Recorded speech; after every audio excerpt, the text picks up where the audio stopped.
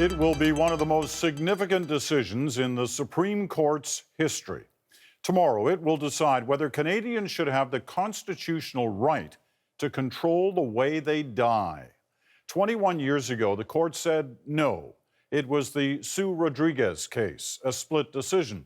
The majority pointed out that no other comparable jurisdiction in the world allowed assisted death. A lot has changed since then. Catherine Cullen looks at what could happen.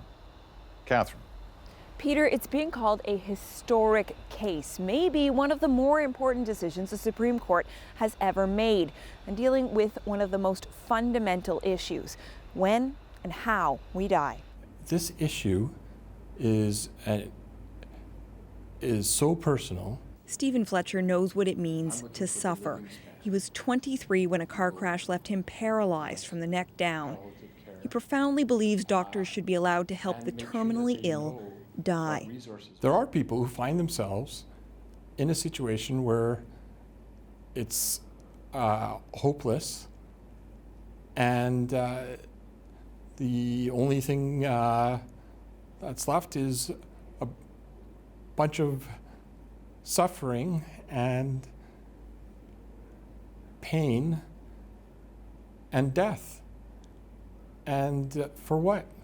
As a politician, Fletcher has tried to change the rules through Parliament. Now, the Supreme Court could force a change. It already took on the issue once, 21 years ago, with the case of ALS patient Sue Rodriguez. In a split decision, the court ruled she could not have a doctor help her die.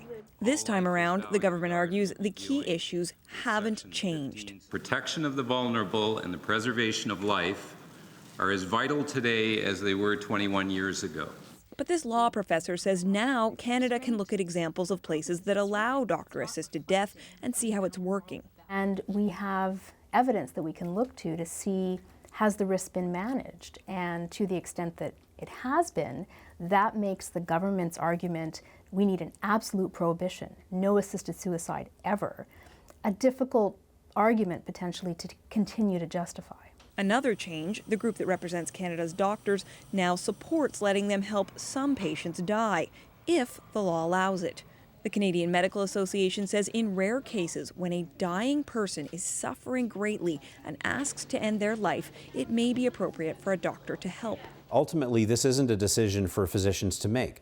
This is a decision for society to make. But opponents of the plan argue it's not the role of doctors to help any patient die. I don't think it's good for our patients. I don't think it's good for any Canadian who's older, who's disabled, who's chronically ill, who's terminally ill. And even those who support changing the law say there are a lot of questions that still need answering. Which conditions are going to be eligible?